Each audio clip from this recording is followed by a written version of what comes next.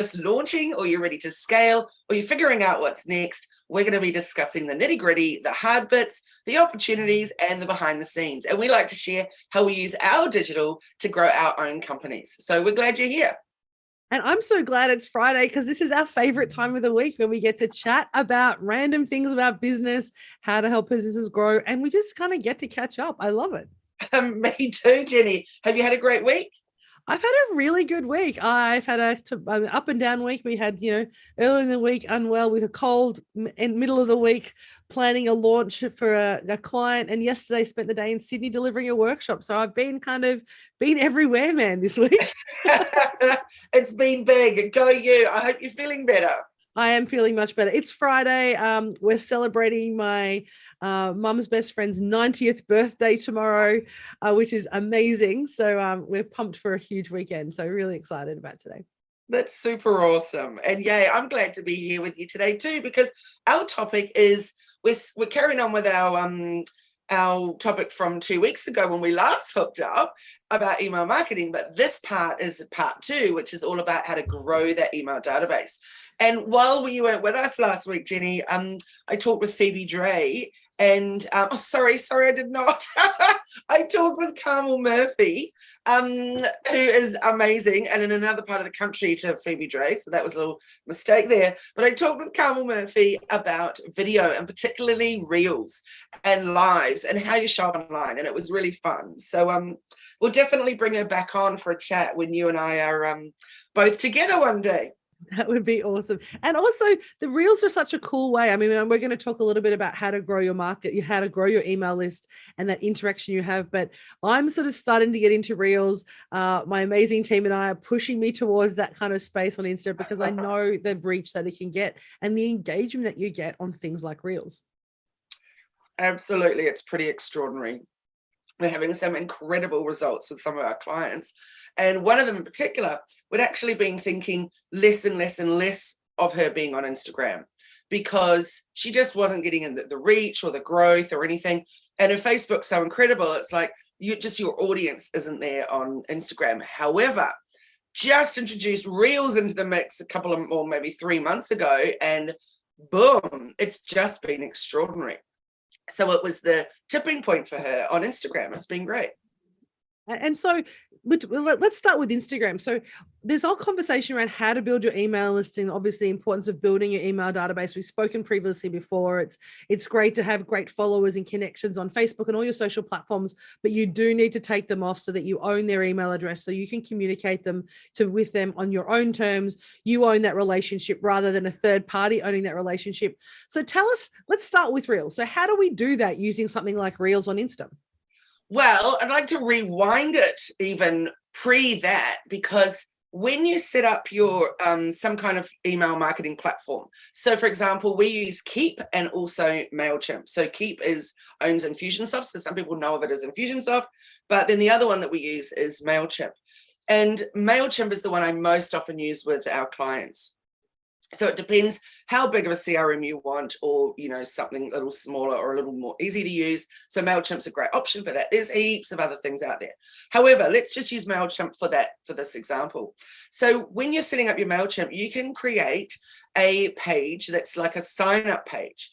So it can be, you can include drop downs, you can include checklists, checkpoints, you can choose whatever you want to do in your sign-up page. And then you've got a QR code for it that they give you, and also a link.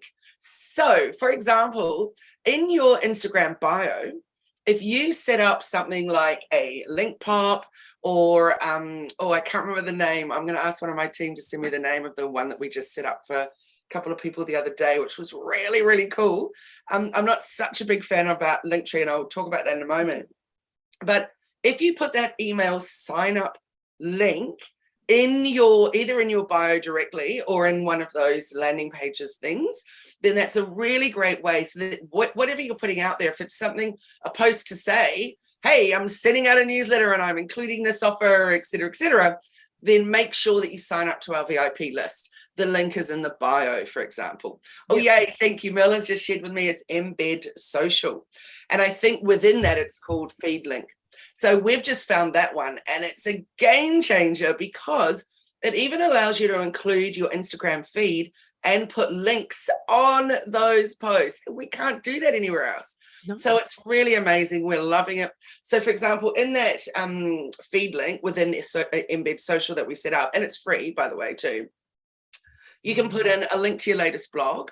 You can put in a link to your YouTube channel to watch your latest upload. You can put a link to, you know, obviously signing up to your email list, etc. So it's great. So that's why I had to rewind before I talked about how you would get people from Reels signing up to your list, is that we need somewhere for them to go. Rather than just saying, click on the link to my website, scroll down to the footer where you might find my sign up to my email, or it might pop up, you know, be a pop-up or something on my website. So you've got to make it easy for people. Everything we do, we've got to make it easy for them. So that's what I would say is, if you're doing Reels, then you could be putting, you know, sign up to my email list in my bio.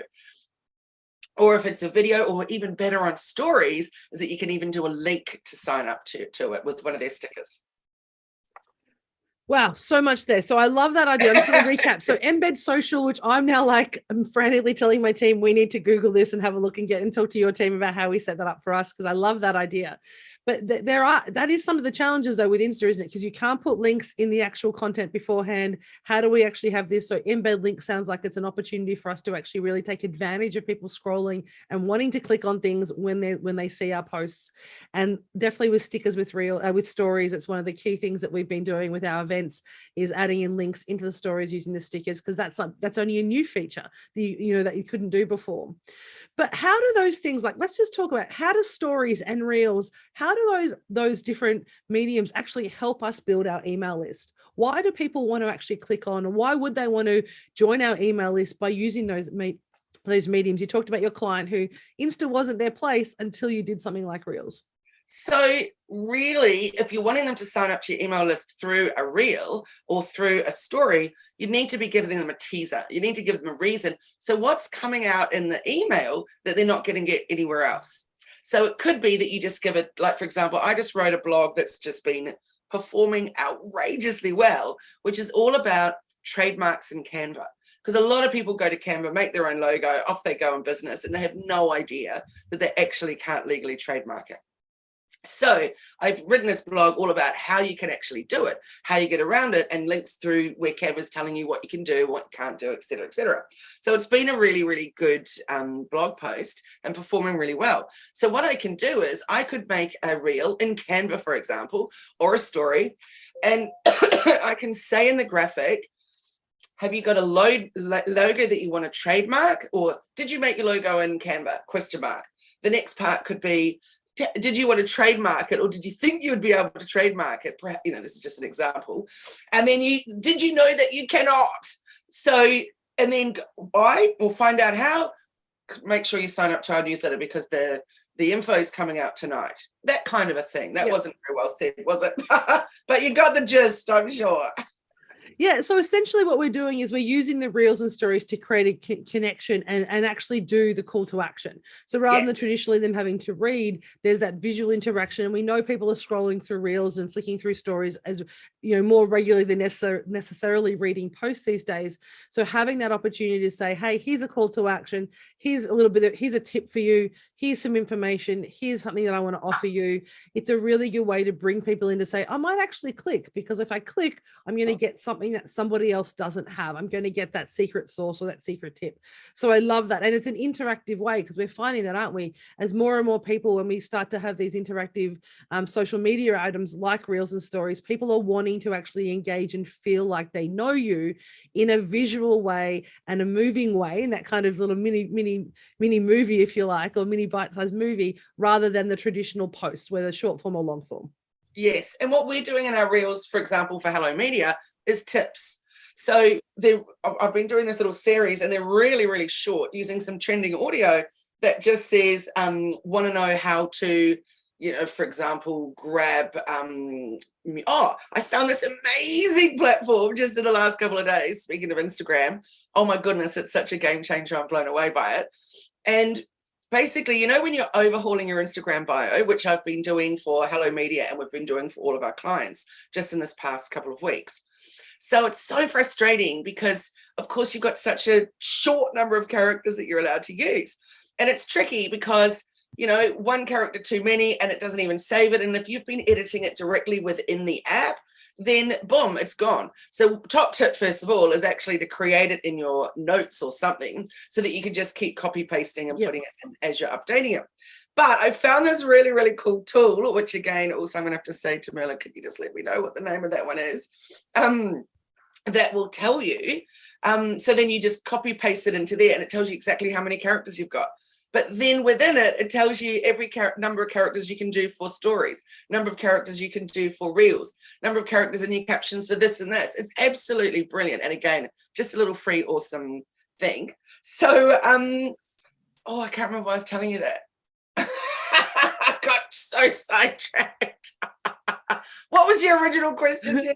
We were talking about call to actions and the fact that we're a visual medium now and people like to actually see things rather than just read posts. Yes. And that is an example how, right? Because people get excited about people talking and we're like, let's go over this tangent. That's what reels are. Reels are like, the rabbit hole. That's right. So I've been making these reels. For example, I find a new platform that I absolutely love, and then I will share it in a reel. So it'll be like, want to know how to get your bio right? And then it'll go bing, and it'll go, try this tool. So it's not me, it's just a little picture of me with a Snapchat filter because they're my favorites. And then it'll just be a screenshot of this new thing. Anyway, they're great. I love them. They're super quick and simple, and it's a great way for me to be introducing new platforms. And thank you. Chris has just put a message in there for me. It's called Character Count Tools. And it's really, really cool. I like it a lot. So that's an example how we're doing reels. So I'm not lip syncing or dancing or anything like that. I'm doing great tips on things that are useful. I love that. So we've spent a bit of time talking about how we build through our social media. And so just some simple examples of call to actions, making sure your links go somewhere, making sure that you're actually backing it up with an email. So you're giving them the promise. So if you promise to send them something, make sure you send it to them. Don't just say, hey, you'll get my PDF and then forget to send the PDF. Make sure your systems are set up so you can do that. But when we've got a website, we talk a lot about websites and the value of having a website and taking it beyond being just a digital business card. And how can we use our website and what can we use on our website to really help build our email list? Sorry. I'm so sorry. I was reading the chat because Honey sent me a different name of the platform I just told you, and Chris sent me a different name as well. And I was like, oh no. I promise we haven't been drinking. It's only 9:30 in Brisbane and New South Wales. We have not been drinking. It's just one of those days where the happy gas is playing. So I'm very sorry, Jenni, that I missed your question, but I'll just quickly say, Honey said that the one that we're using is Instagram character count.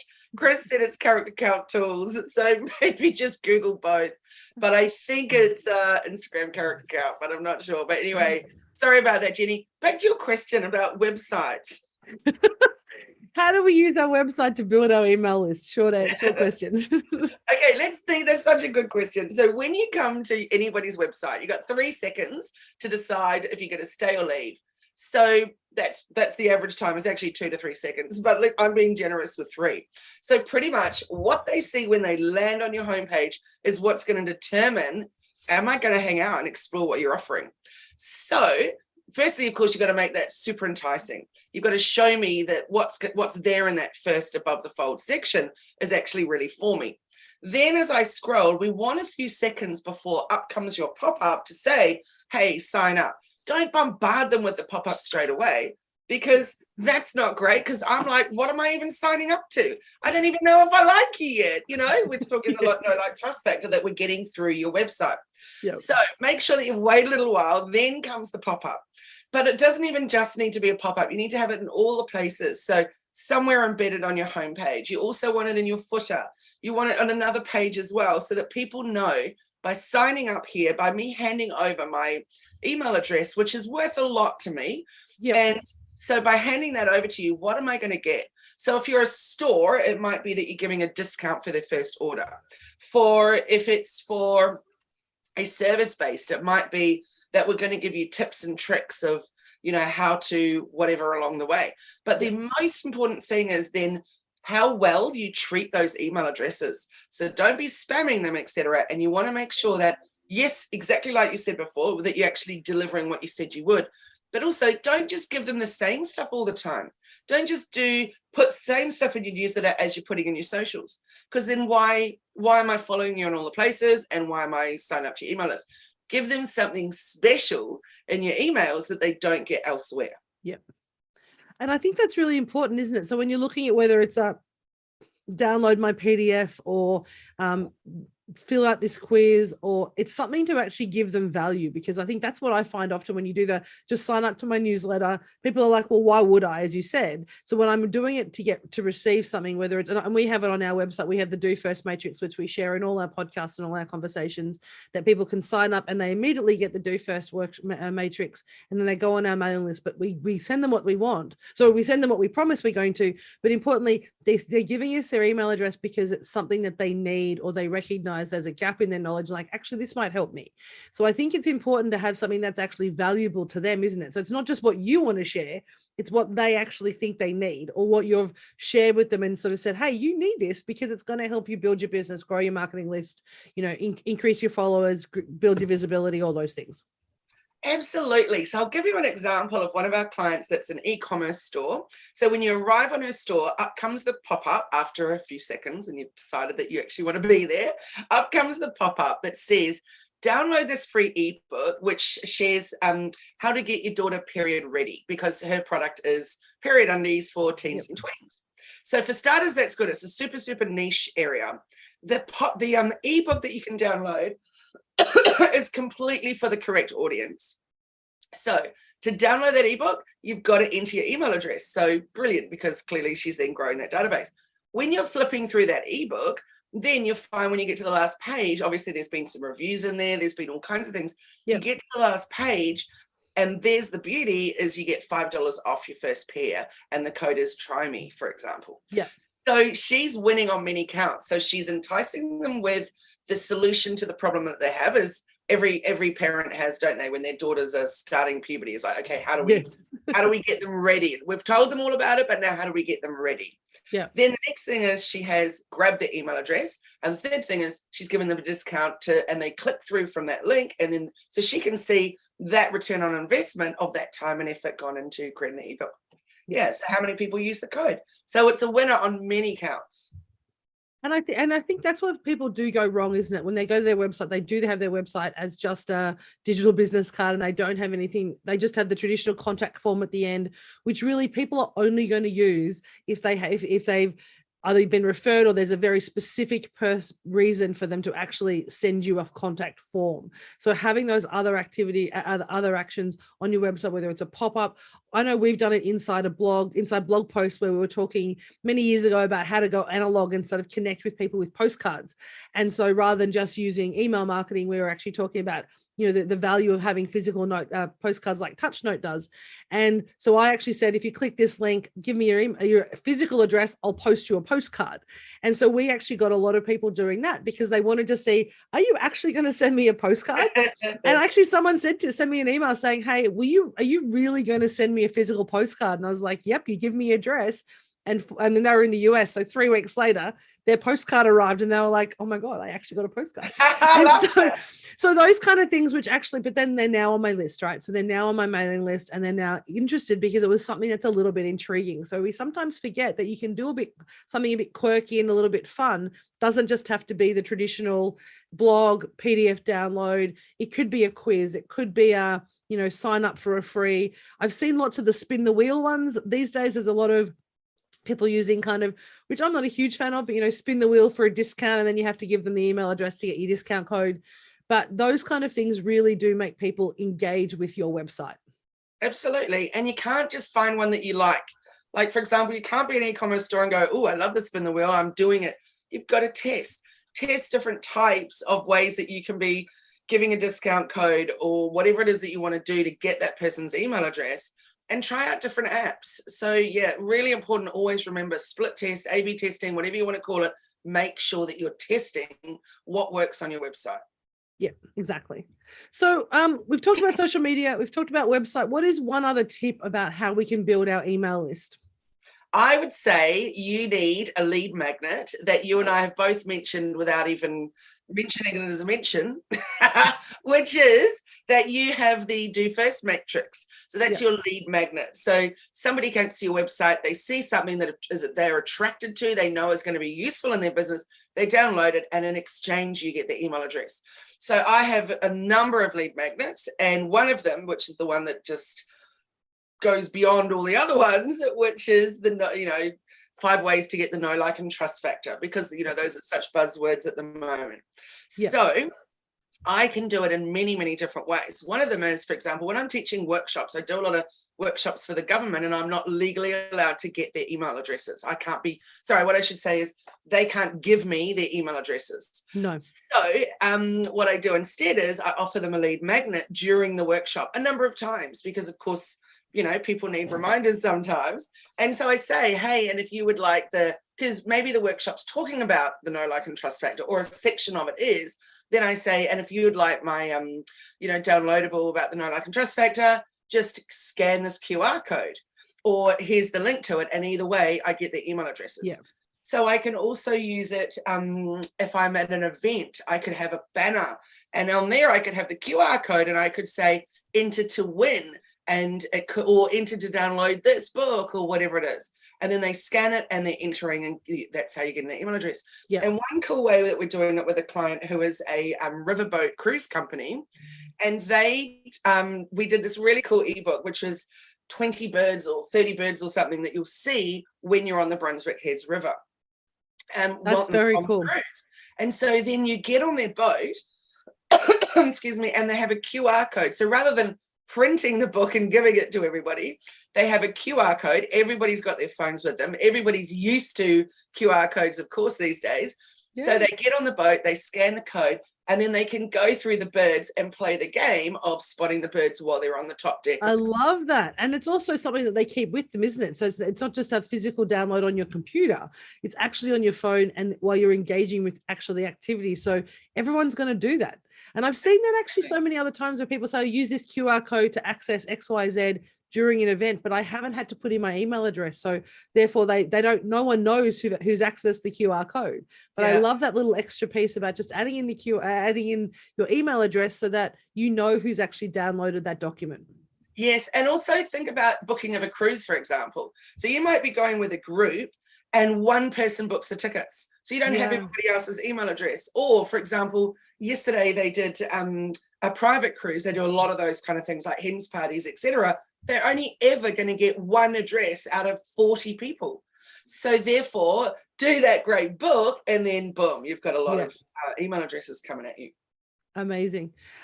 So we've got finding you QR codes, having lead magnets. Lead magnets are so important, and you can have more than one. You don't have to have one lead magnet.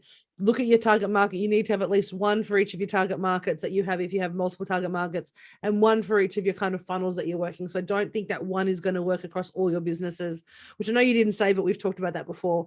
Making sure that we have, interaction and engagement through our social media, so that invites people to actually want to click. So some call to action is so important to do that.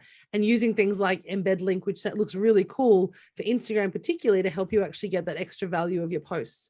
I love those. So many amazing tips. So if we want to learn more about the tips on how to build our email list, Kylie, how can we get in touch with you? You can get in touch through hellomedia.team. That's our website. That's our socials. So definitely jump on and connect with us. And what about you, Jenni? For us, it's Elephant in the Room AU on Insta and Facebook. Best ways to get us. There's links and connections through both of those places. In fact, we're loving the fact that people are messaging us directly and booking links through Facebook to book appointments to catch up with us. So either of those two places, best place to be. Awesome. And then I just thought, excuse me, how about next week we talk about our favorite tools? Oh, I love that. Yes, let's do that. That just made me, I just got excited. I know what I'm talking about. You just mentioned about the cards that you use. We use a different one and stuff. And I was like, oh yes, let's talk tools. So how about we come in with our top 5 favorites that we use in our businesses, and we have a little bit of a roundup of each one of those. I love it. Top 5 tools that we use in our business. Yeah, so top 5 from Jenni, top 5 from Kylie. Love it. Looking forward to that, because I'm pretty sure there's ones that you're using that we still don't know about, because every week you're giving us new tools to go back and play with. So thank you so much. Such a great conversation today. So much important information. If you're watching us live on Facebook, we'd love to hear a comment or pop a comment into the chat. If you're tuning in on our podcast, leave a response, or on YouTube, find us, chat. We look forward to seeing you next week for 5 tips or tools and tips from each of us about our business tools. Yay, look forward to it. Thanks, everyone. Great to see you. And thanks, Jenni. Look forward to seeing you next Friday for a little bit more bite-sized business. Mwah. Bye, everyone. Bye for now.